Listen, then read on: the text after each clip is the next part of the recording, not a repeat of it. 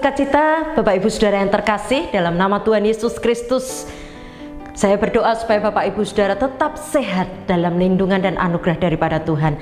Mari kita bersama hari ini merenungkan renungan harian kita dengan tema Tidak dengan emas dan perak.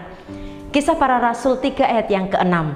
Tetapi Petrus berkata, emas dan perak tidak ada padaku, tetapi apa yang kupunyai kuberikan kepadamu. Dalam nama Yesus Kristus, orang Nazaret itu, bangkit dan berjalanlah. Suatu ketika ada suami istri yang kehilangan pekerjaan karena pandemi yang sedang terjadi. Mereka akhirnya kehabisan uang untuk memenuhi kebutuhan mereka sehari-hari. Mereka kemudian memutuskan untuk datang ke tetangga mereka yang sudah mereka anggap sebagai saudara untuk meminjam uang agar dapat bertahan hidup. Malangnya, tetangga tersebut ternyata juga tidak memiliki uang untuk dipinjamkan kepada mereka. Namun sejak saat itu, tetangga tersebut setiap hari selalu datang dan memberikan masakan atau hasil kebunnya kepada mereka, sehingga mereka akhirnya tidak mengalami kelaparan.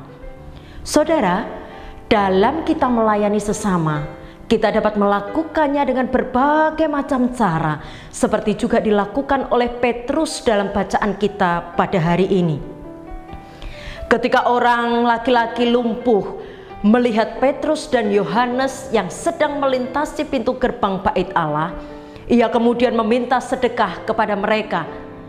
Petrus membantu laki-laki tersebut, tetapi tidak dengan memberi hal berupa materi seperti emas atau perak, atau yang memang ia tidak punya.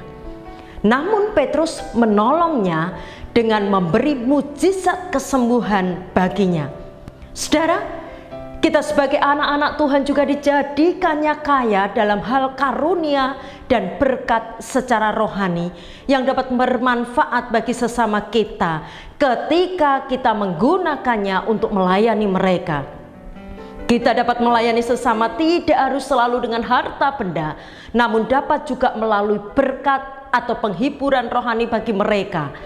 Kita dapat mendengarkan keluh kesah mereka yang sedang dalam pergumulan, memberikan perhatian bagi mereka yang sedang merasa tertolak dan sendirian, serta dapat juga memberikan tenaga, waktu atau ide untuk membantu mereka dalam menghadapi persoalan. Oleh karena itu, mari kita gunakan kehidupan kita untuk melayani sesama dengan menggunakan berbagai macam karunia yang Tuhan anugerahkan kepada kita. Amin.